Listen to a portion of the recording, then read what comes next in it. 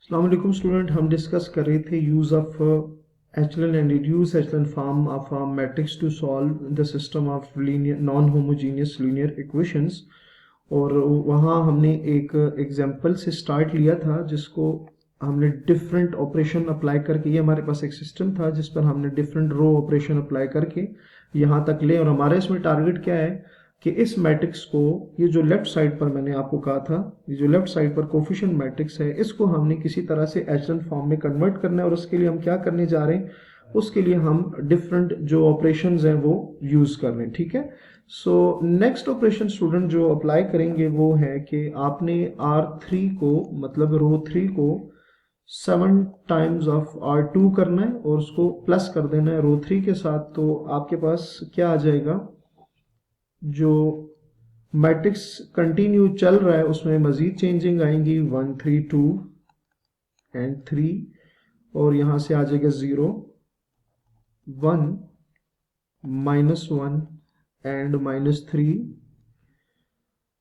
0 0 -18 -36। ये उसकी रो equivalent form आ जाएगी, मतलब न्यू जो हमारे पास ऑपरेशन के बाद फॉर्म आएगी।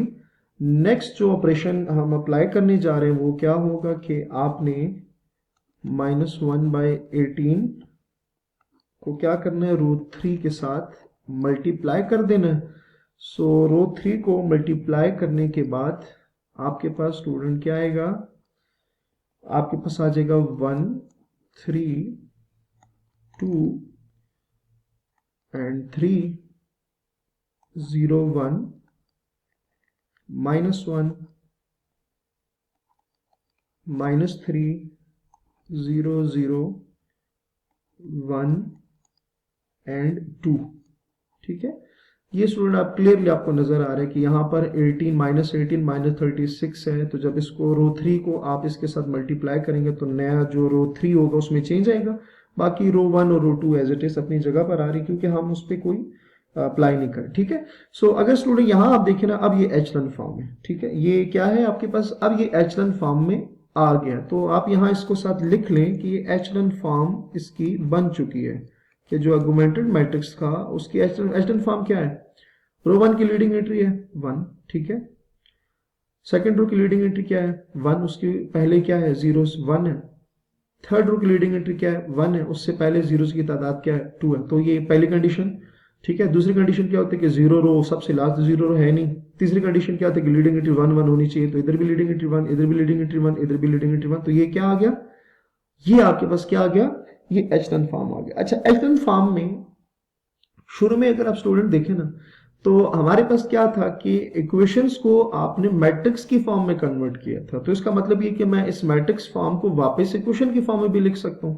सो जैसे यहां पर इक्वेशन से मैंने मैट्रिक्स फॉर्म बनाया था, तो अब यहां पर मैं क्या करूंगा कि इससे ना वापस मैं क्या बनाऊंगा, इक्वेशंस का जो सिस्टम है वो वापस बना दूंगा। तो इसको जब मैं वापस इक्वेशन की फॉर्म में कन्वर्ट करूंगा ना, तो मेरे पास आएगा x1 plus 3x2 plus 2x3 is equals to 3।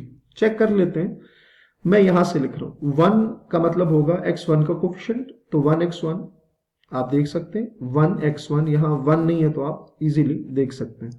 या ये सेकंड नंबर पे जो है ये x2 का कोफिशिएंट है, तो 3x2 ये आपने लिखा 3x2 प्लस 2x3, इसकी जगह इक्वल का साइन है और राइट साइड पे क्या आ गया 3। ठीक है। सो बाकी रोज हैं वो आप उसी तरह लिखेंगे। अच्छा, बाकी रो में देखें तो x1 का कोफिशिएंट 0 है, इसको लिखने की जरूरत नहीं है, तो x2 और x3 आएगा। x1 कोफिशिएंट 0 है, x2 का कोफिशिएंट 0, तो सिर्फ आपके पास x3 का कोफिशिएंट यहां पर आएगा। तो यहां से आपके पास क्या बचेगा, x2 minus x3 is equals to -3 and x3 is equals to 2। ठीक है। ये हमने वापस एचलन फॉर्म का जो मैट्रिक्स था उसको वापस इक्वेशन की फॉर्म में लिखा। सो यहां पर आपने करना ही है। अब देखिए यहां पर क्या आ रहा है, x3 की वैल्यू आ रही है। आपने इस x3 को वापस क्या करना है, सेकंड इक्वेशन में रिप्लेस करेंगे तो x2 आ जाएगा। तो x2 और x3 दोनों को यहां पुट करेंगे तो x1 भी आ जाएगा। सो यहां लिखेंगे कि सब्स्टिट्यूटिंग x3 इन, मैं अगर इसको नाम दे दूं, लेट्स से ये 1 है, ये 2 है एंड ये 3 है. So substituting x3 in the second in 2, आपके पास क्या आएगा, x2 -2 इज इक्वल्स टू -3, और इसको मजीद सिंप्लीफाई करेंगे तो x2 की वैल्यू क्या आ जाएगी, -1. ठीक है, x3 आपको ऑलरेडी पता है, x2 ये आ गया. सही है. और अगेन अब आपने क्या करना है कि x3 और x2 को आपने इक्वेशन नंबर 1 में पुट करना है, तो वहां से x1 की वैल्यू भी आ जाएगी. सो अब आपने लिखना है कि by putting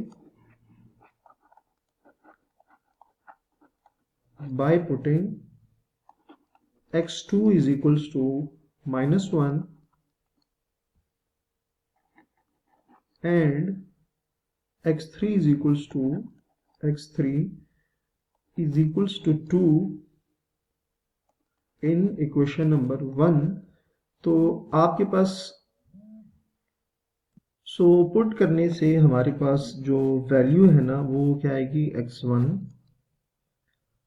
+3 -1 +2 × 2 is equals to 3. सो यहाँ से हमारे पास x1 की जो वैल्यू आएगी 3 + 3, मजीद सिंप्लीफाई करने से -4. सो x1 आपके पास स्टूडेंट क्या आ जाएगा, x1 हमारे पास आ जाएगा 2. ठीक है. सो जो सोल्यूशन सेट होगा, thus the solution